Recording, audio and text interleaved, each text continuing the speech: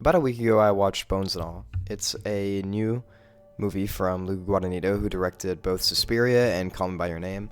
Without pandering on Luca's past work or spending too much time on other things, I would like to just go ahead and jump straight into the actual meat of Bones and All. It's not a very comfortable word to say, but it matches the title and it matches the themes of the film. But it's definitely a film that shocked me in a lot of ways. It's grotesque and it's disgustingly realistic. It has just the most horrifying sound design possible. Just the crunch and the splash almost of the chewing on human flesh is definitely nauseating, to say the least. I haven't really delved into body horror that much. I just recently started getting into David Cronenberg's work, and he's obviously a staple in the genre. But a lot of this was very new to me and very hard for me to kind of sit through. So if you have an uneasy stomach or just a weak one in general, this may not be the greatest theatrical watch for you, especially in a group setting. I feel like this movie gains a lot from going and watching it by yourself and kind of not being ashamed of taking people with you. Bones and All isn't all body horror, though. I don't want you to feel like it's just a straight up horror thriller film. It's very far from it. Bones and All is ultimately a love story when you come down to it. I mean, obviously, it's a romance between two characters. As I mentioned earlier, Marin, played by Taylor Russell, and Lee, played by Timothy Chalamet. They're two names that I'm definitely going to remember for a while because of just the chemistry that they handle on screen, and the way that the actors play off of each other is incredibly impressive. Also, the direction from Luca is just something that I can do nothing but praise. This film could have failed in so many different ways. It's a road trip, coming of age, cannibal, body horror, romance movie, and just that alone is a lot on the plate of a director. Only Luca, who is of such high caliber in this field, could have really pulled this off this well. Everything just plays into each other perfectly. The cinematography, shot mainly in the Midwest, the setting, the characters, and of course the body horror, which is perfectly contrasted with such gorgeous cinematography that captures the Midwest almost perfectly. It almost makes me wish that the film wasn't as gross as it is, and making me want to turn away because of just how good it looks. And I think that's intentional. I think Luca is smart enough to make sure that this film looks as appealing as possible to the eye, and as beautiful as it possibly can be, to draw your eye to it even when you want to turn away. And I'm not sure how to pronounce the cinematographer's name, but I'm gonna flash his name on the screen because he deserves all the credit in the world, and I don't want to do him the disjustice of mispronouncing his name. The cinematography is incredibly important to capture these characters on screen. I want to start with Marin, as she's the first one introduced to us. She's, a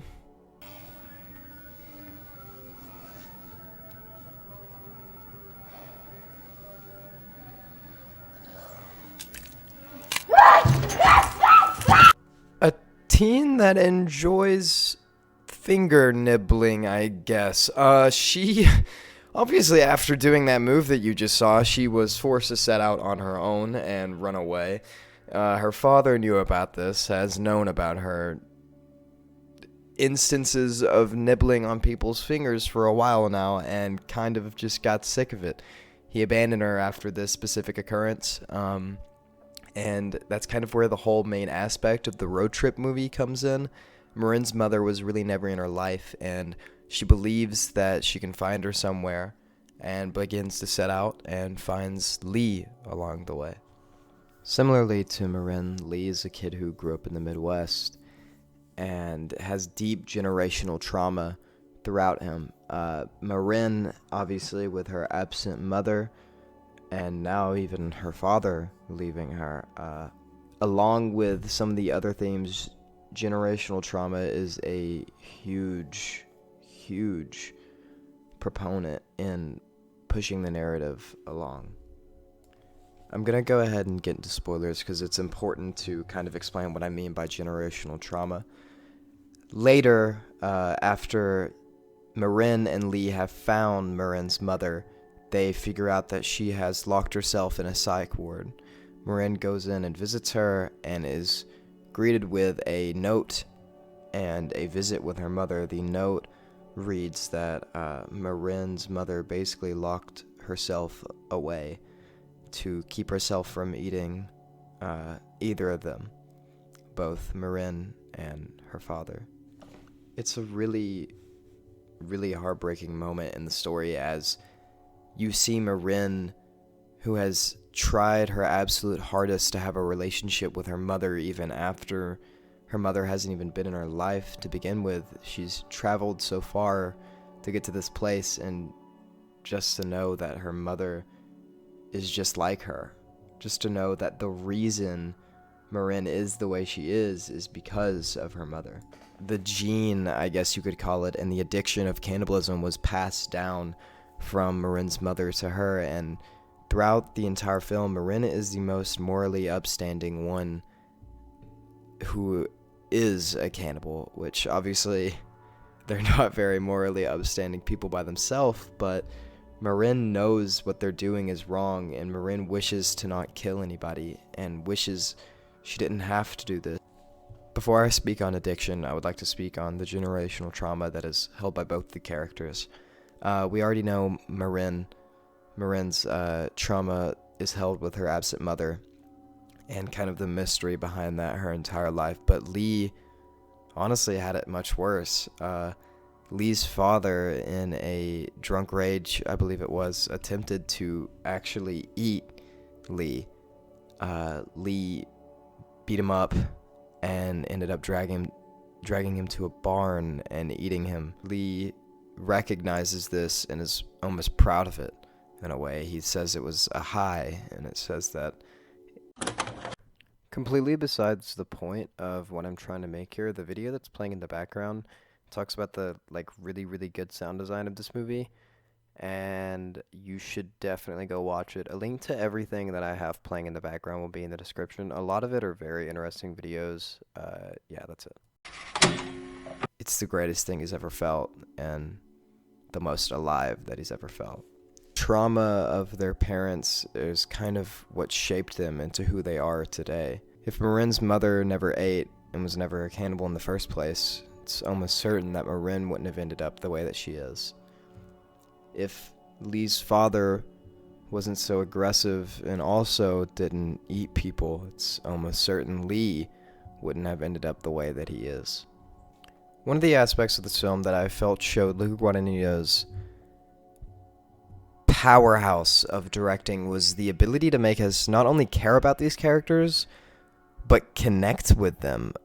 Obviously not in the way of their addiction to eating people. I would hope that anyone watching this wouldn't connect with it. He makes it really easy to like these characters. Now, obviously not easy enough to forget the fact that they're killing and eating people on screen, and that's a point that Karsten made that I also agree with, but you definitely care about where they'll end up. And instead of hoping, in like most romances, it's will they, won't they, or there's a conflict and you want that to be solved, but here it's kind of a will they, won't they of living normal lives. You want them to be able to live just like normal people and drop this absolutely awful thing about them. And both as well, the performances of Taylor Russell and Timothée Chalamet are jaw-dropping. I had never seen Taylor Russell act before, and she gained a fan as soon as I left that screening. Her ability to carry emotion and play off of Timothy was so impeccable. Her ability to change in a second from being someone who was driven by addiction and driven by the high of eating someone, which sounds weird, and I don't like how I said that, but she can go from that and from enjoying it to putting it down instantly and making it real and making it realized. And I believe her that she doesn't want to do this. I believe her that she wants to be a different person. And similarly with Lee, he it's Timothée Chalamet's best performance by far. That's irrefutable. Just the character that he's playing is just so hard to make you care for. Lee's an awful human being when it comes down to it. Yes, he's a troubled teen who had a rough start and didn't really have anywhere to turn to begin with, but he's someone who doesn't carry his addiction well. He's definitely a junkie, as described by another cannibal during the movie. But the way that he captures the innocence of him, and the way that he captures the fact that he's still a teen that's running away from home, and just the interactions he has with his sister are so easy to find something and pull something out of it and connect with it. Especially the ending scene, which definitely made me tear up and get emotional. It's ridiculous. It's so engaging, and Luca just gives them perfect direction as the film ends and they decide to just be normal people for a while. There's obviously something that happens after that I've mentioned a couple times, but I almost thought it was done there. It kind of fades to black, and they're on a mountaintop, and they're talking about how they want to just be normal people, and it would have been a heartbreaking way to finish it, but obviously the ending scene, which is also amazing, but a different kind of heartbreaking, kind of changed that. But I would like to focus on that scene of just them wanting to be normal people. They decide that it's not worth it, and fueling the addiction is something that they can stop, and it calls back to every theme possible. It calls back to wanting to fit in. It calls back to the addiction. It calls back to even generational trauma. They're ending the cycle of this, and they want to raise people who are better than how they were and better than how their fathers and mothers were. It calls back to the addiction in the way of they want to put an end to it, and they want to leave this life behind and stop hurting people that come up in their wake. And of course, it plays off of the fitting in role, because they just want to be normal, and they just want to be with each other in a normal world where they don't have to worry about all the things that they're currently worrying about. And the ending obviously changes that, and even better, it elevates that point. It shows you that not everything is flowers and sunshine, and you can't just on a whim change who you are. And I really hope you see this movie just to see that ending. And I hope that I kind of captured a little bit of how you may feel after seeing it. And I hope I explained a lot of the themes behind it in a helpful way. And I hope you enjoyed this video, and I hope to post more on this channel. This one is probably very poorly edited. It's also probably poorly recorded. I've kind of just been riffing off of a bare minimum script that I've wrote, and some of my own thoughts on it that I'm kind of coming up with as I go along. Just as this outro, this is not written down. But the editing is definitely bad. I hope to get better as I keep going. I'm doing everything by myself. If you have any criticisms, they can be harsh as possible. I would love to hear them. Anything to help me out, any ideas for future videos.